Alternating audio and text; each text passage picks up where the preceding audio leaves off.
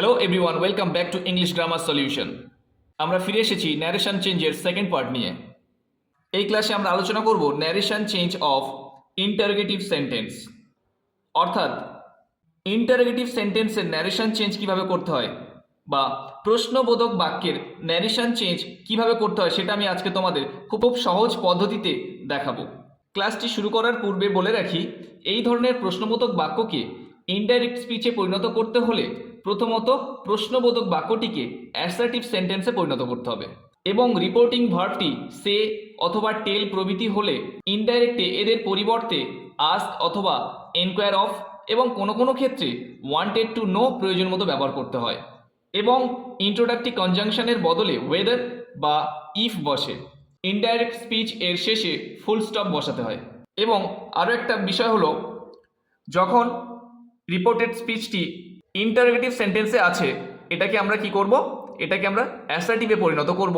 এবং আমরা এর আগে শিখেছি, এই যে প্রশ্নবোধক বাক্যটি আছে এই বাক্যের উত্তর যদি হ্যাঁ অথবা নাতে আসে তাহলে সেক্ষেত্রে আমরা ওয়েদার অথবা ইফ ব্যবহার করতে পারি।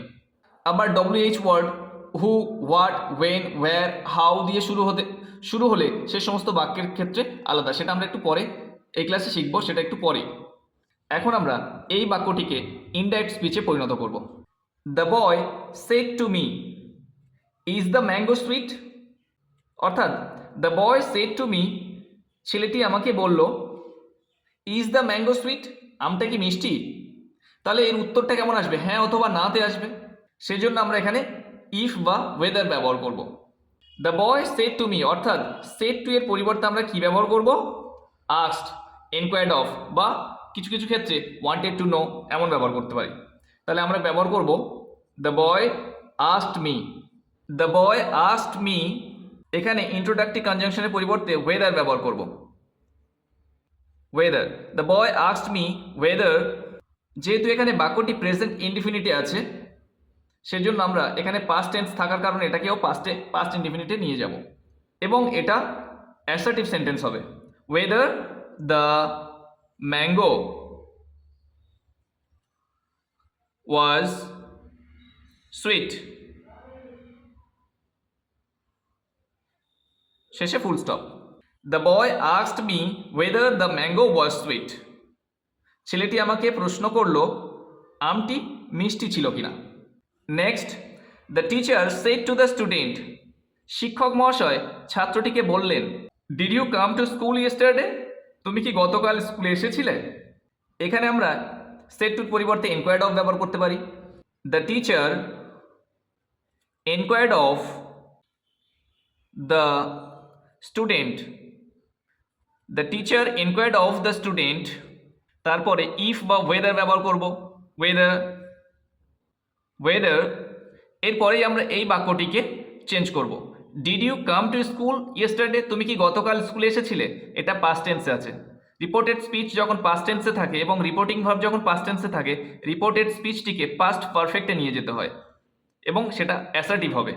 তাহলে কেমন আসবে, এই যে ইউ আছে, ইউ বলতে কে, স্টুডেন্ট, তাহলে স্টুডেন্টের পরিবর্তে আমরা হি লিখব, he had come to school yesterday, he had come to school yesterday. Sorry, yesterday থাকলে আমরা দ্য ডে বিফোর অথবা দ্য নেক্সট ডে ব্যবহার করতে পারি। টুডে থাকলে দ্যাট ডে ব্যবহার করি। টুমরো থাকলে দ্য নেক্সট ডে অথবা দ্য ডে আফটার ব্যবহার করি। The previous day. The teacher enquired of the student whether he had come to school the previous day. Next, I said to him, have you had your tea, আমি তাকে বললাম, তুমি কি চা খেয়েছো? Have you had your tea. এক্ষেত্রেও কিন্তু এখানে প্রশ্নের উত্তরটা হ্যাঁ অথবা নাতে আসবে। তাহলে এখানে আমরা ইফ বা ওয়েদার ব্যবহার করতে পারি। আই আস্কড হিম ওয়েদার, তারপরে হ্যাভ ইউ হ্যাড ইউর টি, এখানে হ্যাডটা কিন্তু ভার্বের পাস্ট পার্টিসিপাল ফর্ম ব্যবহার করা হয়েছে। হ্যাড বলতে এখানে খাওয়া অর্থে ব্যবহার করা হয়েছে, মেন ভার্ব। তাহলে কেমন আসবে, যেহেতু এটা প্রেজেন্ট পারফেক্টে আছে সেজন্য আমরা এটাকে পাস্ট পারফেক্টে নিয়ে যাব। I asked him whether he had, এবং মেইন ভার্বের থার্ড ফর্ম হচ্ছে হ্যাভের থার্ড ফর্ম হ্যাড ইয়োর টি অর্থাৎ his T.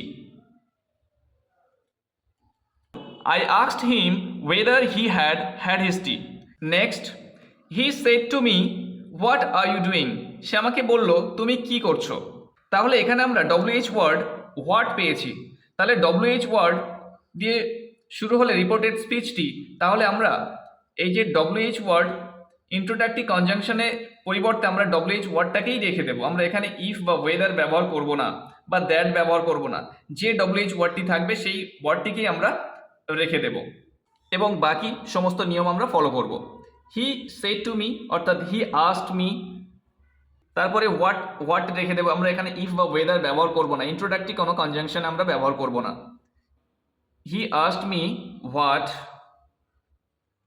R you doing অর্থাৎ আই অ্যাম ডুইং, আমি কি করছি সেটা জানতে চেয়েছে। What I was doing, I যেহেতু এটা প্রেজেন্ট কন্টিনিউয়াসে আছে সেই জন্য আমরা এটা পাস্ট কন্টিনিউয়াসে নিয়ে গেলাম। He asked me what I was doing, সে আমাকে প্রশ্ন করলো আমি কি করছিলাম। Next, the doctor said to the nurse how is the patient today, ডাক্তার নার্সকে বলল রোগীটি আজ কেমন আছে।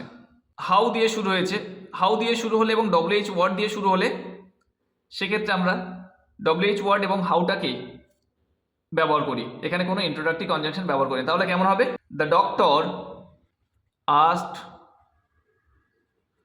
দ্য নার্স, এরপরে আমরা হাউটাকে রেখে দেব। How is the patient today, how the patient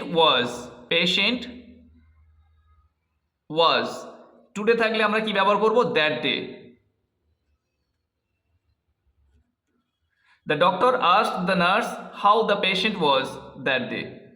next, he said to me when will your examination commence, তিনি আমাকে বললেন কবে তোমাদের পরীক্ষা শুরু হবে। এখানে ওয়েন আছে WH ওয়ার্ড দিয়ে শুরু, তাহলে আমরা ওয়েনটাকেই ব্যবহার করব।